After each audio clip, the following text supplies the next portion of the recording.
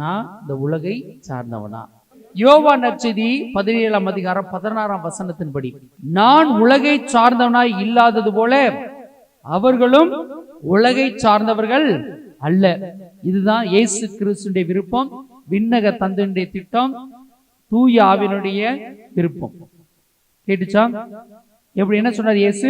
நான் இந்த உலகை சார்ந்தவனாய் இல்லாதது போல என்னை சார்ந்த அவர்களும் உலகை சார்ந்தவர்கள் அல்ல. கிடையாது, அவர் உலகை சார்ந்தவர்கள் கிடையாது.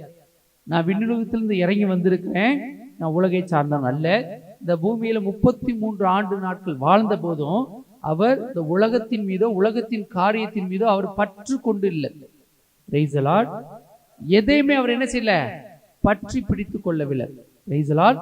அவர் விண்ணகத்திலிருந்து இறங்கி வந்திருந்தாலும் விண்ணகத்தின் காரியங்களை கூட அவர் என்ன செய்யவில்லை, பற்றி கொள்ளவில்லை. அதனாலதான் பிலிப்பியர் 2ஆம் அதிகாரத்தில் சொல்லும், அவர் கடவுளாக இருந்தாலும் கடவுளுக்குரிய எதையுமே அவர் என்ன செய்யல, பற்றி பிடித்துக் கொள்ளவில்லை. அவ்வளவுதான், எதையும் இழப்பதற்கு தயாராக இருந்தார். Price the Lord. அதனாலதான் இந்த பூமிக்கு வந்தபோது இந்த பூமியும் பூமியில இருக்கிற அனைத்து படைப்புகளும் சரிங்களா, கடல் உயிரினமா இருக்கட்டும், காடுகள்ல இல்ல வீடுகளில் வளர்க்கப்படுகிற பிராணிகளா இருக்கட்டும், அவருடைய உருவிலும் சாயலும் படைக்கப்பட்ட ஒவ்வொரு மனுஷியா இருக்கட்டும், அவருக்கு இந்த உலகத்துல தகப்பனாக கொடுக்கப்பட்ட யோசேப்பா இருக்கட்டும், தாயாக கொடுக்கப்பட்ட மரியாளா இருக்கட்டும், அவங்க மீது பற்று இருந்ததா? அவர் மீது அன்பு இருந்தது சரிங்களா, அவருக்கு மரியாதை இருந்தது, எல்லாம் இருந்தது. ஆனா அவங்கள்ட்ட என்ன இல்லை, பற்று இல்லை. Praise the Lord. Hallelujah, hallelujah. அதுதான் முக்கியம் நம்மளுக்கு. நான் இந்த உலகை சார்ந்தவன் அல்ல. முதல்ல எனக்கு என்ன நினைப்பேனோ, நான் டெம்பரவரியா வாழ்றேன். டெம்பரவரினா என்னது? தற்காலிகமா வாழ்றேன். எங்க வாழ்றேன்? உலகத்துல வாழ்றேன். அது ஒண்ணு. ரெண்டாவது, உங்களுக்குன்னு ஒண்ணு உட்கார்ந்து இல்லையா? அங்க என்னது, என்ன உட்கார்ந்து இருக்குது? உடம்பு. சரிங்களா?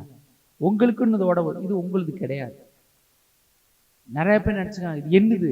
கிடையாது. என்னதுன்னா கடைசி வரைக்கும் வரணும் இல்லையா? கடைசி வரைக்கும் கூட வருதா? இல்ல, அவ்வளவுதான். இது ஒரு தற்காலிக இருப்பிடம். எது?